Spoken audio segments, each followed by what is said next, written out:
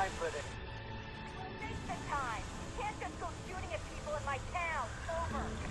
I'm a federal agent pursuing a fugitive. Stay where you are, Agent Nightingale. I'm on my way. Out.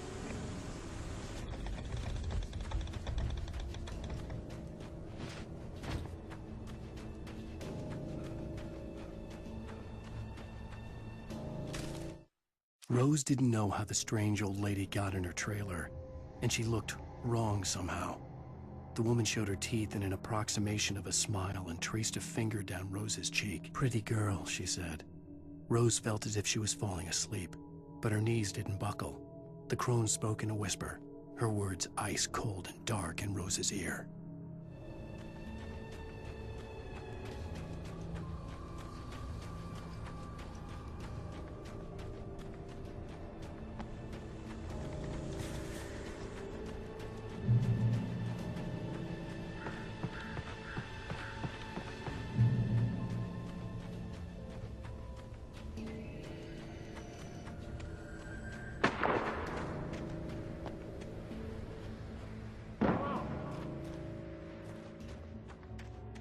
Search the area.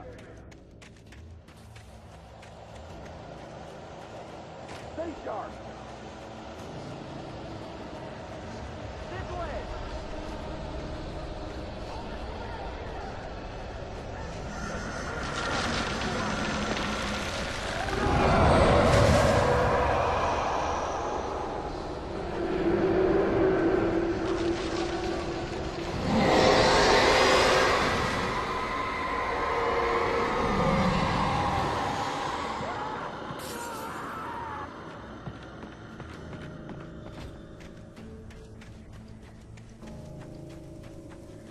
This horror was everywhere I went, circling me.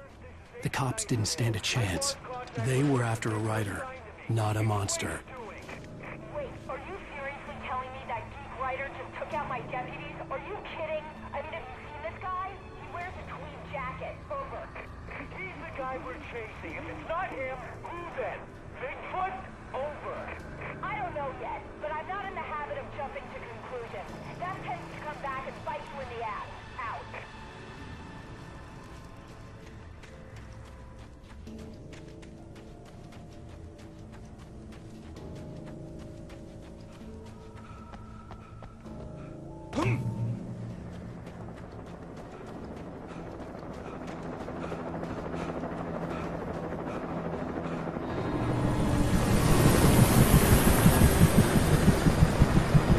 You on the ground. Hold it right there. There's nowhere to run. Freeze!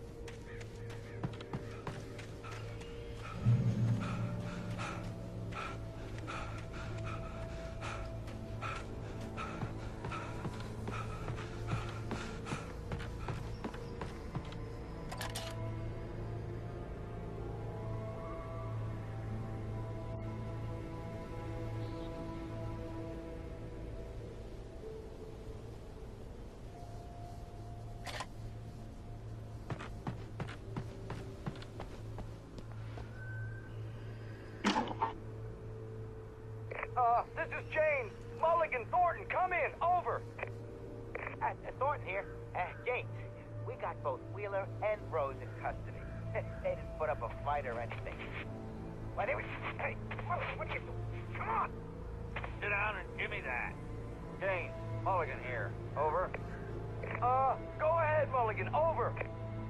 We got Wheeler and Rose here. Wheeler's drunk or hopped up on something. Speaking of which, that Fed had a pretty distinctive whiff of Otis Scotch about him, if you know what I mean. Over.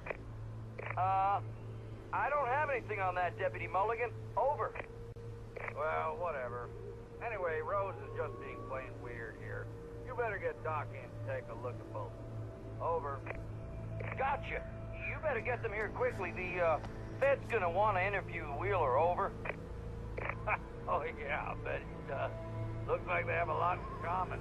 Mulligan out.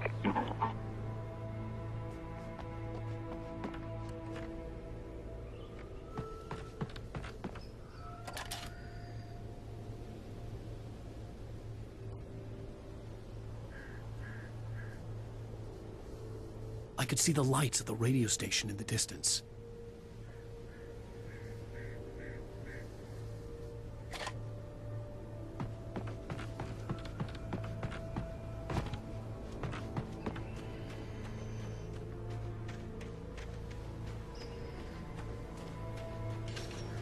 I imagined that the broadcast tower in the distance was part of the local radio station. Maine seemed like a decent guy. Perhaps he could give me directions to the coal mine.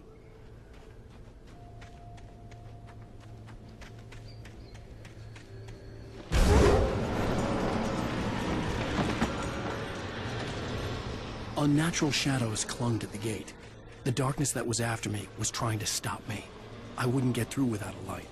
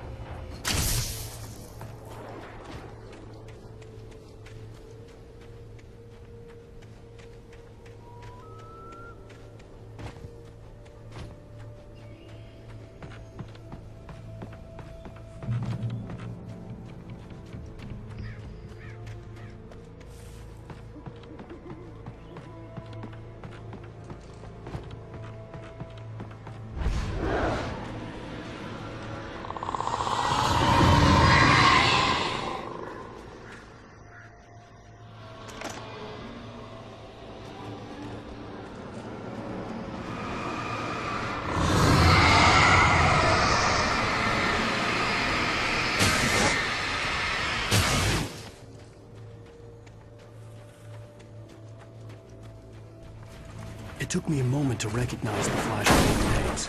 They were an ideal weapon for my situation. Team 1, come in. Over.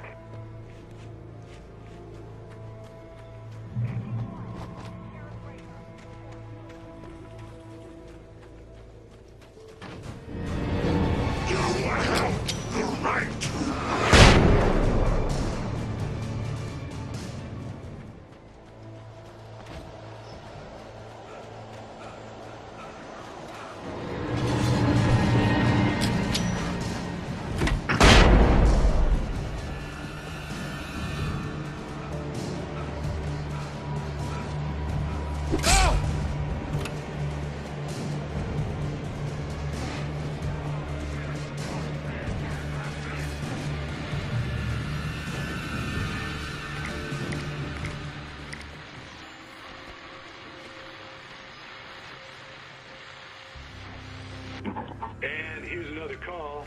You're on KBF-FM with Pat Maine. It's Milt Peabody, Pat. What's on your mind, Milt? Well, I live near the trailer park, Pat, and there's a big ruckus going on over there. Well, that's just up the road from me, too.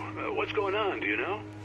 I don't know, but there's a bunch of police cars there, lots of sirens, a helicopter buzzing around, and I think I heard some gunshots.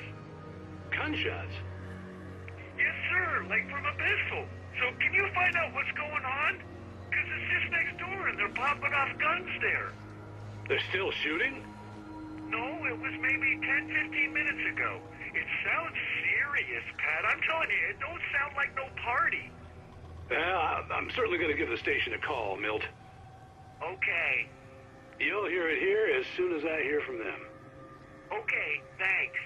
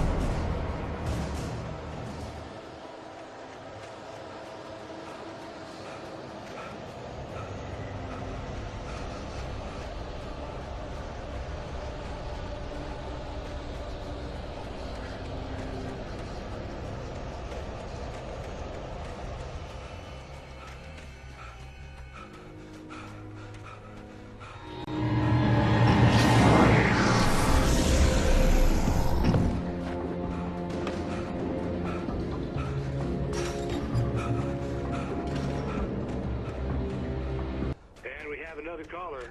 You're on the air. Pat, it's Lorna Miles. Oh, why, hello, Lorna. What do you have for us? Well, I just don't see why the cops bother with the trailer park. What do you mean? It's a trailer park. Of course you're going to have trouble in a place like that. I mean, what do you expect? The sheriff should be helping us normal citizens instead of wasting resources on those people. Well... Let the trash sort themselves out. I'm sorry, but my granddaddy settled in Bright Falls in 1911. Well, thank you very much for that compassionate viewpoint, Lorna. How can I be sure?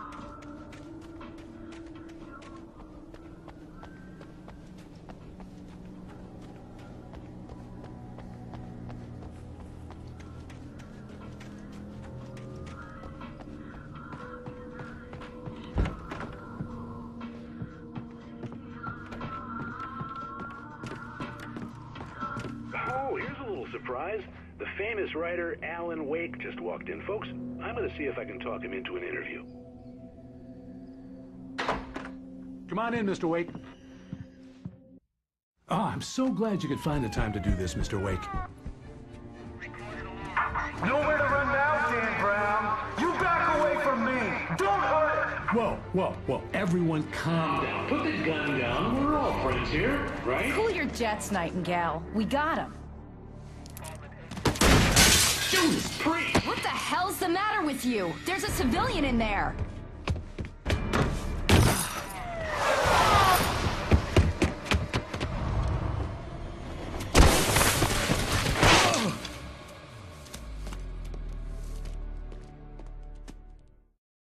I'll get you yet, even if it kills me. You hear me?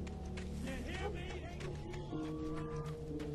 I had fallen off so many cliffs it was ridiculous. That's what you get for naming a book The Sudden Stop. It was probably good I hadn't had the chance to tell Maine. Nightingale stared through the broken studio window into the dark woods. He turned around, started to walk out, but Maine grabbed his arm. "Young man, you almost shot me. You don't shoot off rounds at people like that. What's the matter with you?" Nightingale shook his arm free, marched out. His cheeks burned with rage and humiliation. Where I was going. I'd have to lose the cops and find my own way to the mine.